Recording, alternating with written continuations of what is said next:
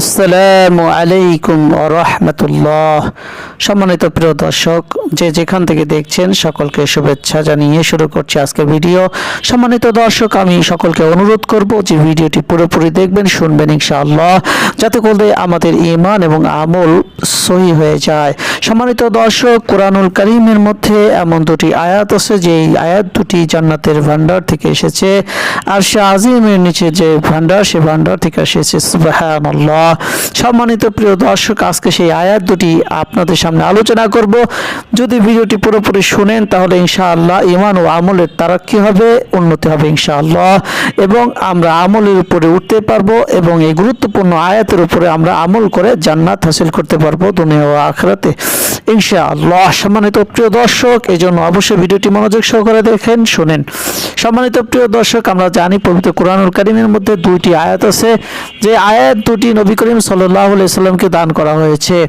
সম্মানিত প্রিয় দর্শক, তার আগে একটু বলে নিতে চাই, হযরত আব্দুল্লাহ ইবনে আব্বাস রাদিয়াল্লাহু তাআলা আনহু এই আয়াতের মর্ম এইভাবে উল্লেখ করেছেন যে আল্লাহ তাআলা তার সকল সৃষ্টি যাবতীয় কাজকর্ম হিসাব গ্রহণ করবেন। এটি কিয়ামতের ময়দানে প্রিয় দর্শক, যে কাজ করা হয়েছে এবং যে কাজের জন্য শুধু মনে মনে সংকল্প করা হয়েছে বা চিন্তা করা হয়েছে, সে সবগুলোই হিসাব গ্রহণ করা হবে। ইয়া আল্লাহ, হেফাজত করো। বুখারী ও মুসলিমে হযরত ওমর রাদিয়াল্লাহু তাআলা আনহু বলেন যে রাসূল সাল্লাল্লাহু আলাইহি ওয়াসাল্লাম বলেন, কিয়ামতের দিন মুমিনকে আল্লাহ তাআলা নিকটবর্তী করা হবে এবং আল্লাহ তাকে এক এক করে সব গুনাহ স্মরণ করিয়ে দিবে। প্রশ্ন করবেন, হে আমার বান্দা, এই গুনাহ কি তোমার জন্য জানা আছে? মুমিন স্বীকার করবে আল্লাহ তাআলার কাছে যে আল্লাহ, এই গুনাহ আমি করেছি। আমি দুনিয়াতে তোমার গুনাহ, আল্লাহ তাআলা বলবেন, আমি দুনিয়াতে তোমার গুনাহকে প্রকাশ করি নাই, আজও কিয়ামতের এই ময়দানে প্রকাশ করা হবে না, তোমাকে ক্ষমা করে দিলাম। সুবহানাল্লাহ। সম্মানিত দর্শকবৃন্দ, আল্লাহ তাআলা বলছেন আর রহমান, তিনি হলো রহমান, পরম দয়ালু, আল গফুর। আল্লাহ তাআলার ক্ষমা এই দিনই বান্দাদেরকে দেওয়া হবে। সুবহানাল্লাহ। সম্মানিত দর্শক, তাআলা এই দুটি আয়াত জান্নাতের ভান্ডার থেকে অবতীর্ণ হয়েছে। সুবহানাল্লাহ। আল্লাহ রাব্বুল আলামিন এই দুটি আয়াতকে তাহলে কি করেছেন? জান্নাতের ভান্ডার থেকে প্রেরণ করেছেন। সুবহানাল্লাহ। জগৎ সৃষ্টির 2000 বছর পূর্বে পরম দয়ালু আল্লাহ তাআলা স্বহস্তে অর্থাৎ নিজের হাতে এই দুটি আয়াত লিখেছেন। সুবহানাল্লাহ। ঈশার নামাজের পরে এই দুটি আয়াত পাঠ করলে তা তাহাজ্জুদ নামাজের স্থলাভিষিক্ত হয়ে যাবে। সুবহানাল্লাহ। সম্মানিত দর্শক, চিন্তা করে দেখেন, তাহাজ্জুদ নামাজের একটি নির্দিষ্ট টাইম আছে, সময় আছে। ওই সময় ওঠাটা একটু কষ্টকর, তবে মুমিনের জন্য কোনো কাজই কষ্টকর নয়। কিন্তু এই আয়াত যদি আপনি পাঠ করে ঘুমান তাহলে তাহাজ্জুদের নামাজের স্থলাভিষিক্ত হয়ে যাবে। সুবহানাল্লাহ।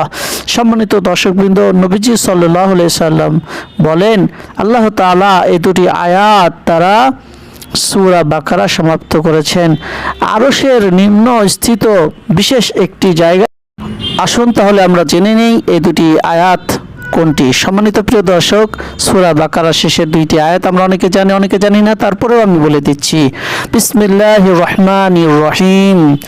আমানার রাসূলু বিমা উনজিলা ইলাইহি মির রাব্বিহি ওয়াল মুমিনুন কুল্লুন আমানা বিল্লাহি ওয়া মালাইকাতিহি ওয়া কুতুবিহি ওয়া রুসুলিহি লা নুফাররিকু বাইনা আহাদিন মির রুসুলিহি ওয়া ক্বালু সামি'না ওয়া আতা'না গুফরানাকা রাব্বানা ইলাইকাল মাসির লা ইউকাল্লিফুল্লাহু নাফসান إلا وسعها لها ما كسبت وعليها ما اكتسبت ربنا لا تؤاخذنا إن نسينا أو أخطأنا ربنا ولا تحمل علينا إصرا كما حملته على الذين من قبلنا ربنا ولا تحملنا ما لا طاقة لنا به واعف عنا واغفر لنا وارحمنا أنت مولانا فانصرنا على القوم الكافرين سبحان الله صدق الله العظيم।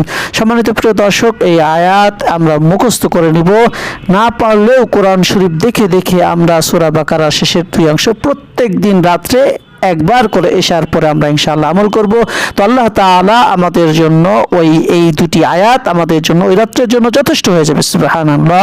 এমনকি আমাদের তাহাজ্জুদ নামাজের সওয়াব যাবতীয় যথেষ্ট হওয়া, অর্থাৎ যাবতীয় ইবাদত, যাবতীয় প্রশংসা, সমস্ত কিছুই, যাবতীয় নিরাপত্তা, যাবতীয় সমস্ত কিছুই আল্লাহ তাআলা আমাদেরকে দান করবেন। তবে শর্ত হচ্ছে এই আমল দুটি করতে হবে, এই আয়াত দুটি আমাদের মুখস্থ করতে হবে এবং প্রত্যেকদিন রাত্রে একবার করে পড়তে হবে। আল্লাহ তাআলা আমাদের সকলকে আমল করার তৌফিক দান করেন। আমা তৌফিক ইল্লা বিল্লাহ। আসসালামু আলাইকুম।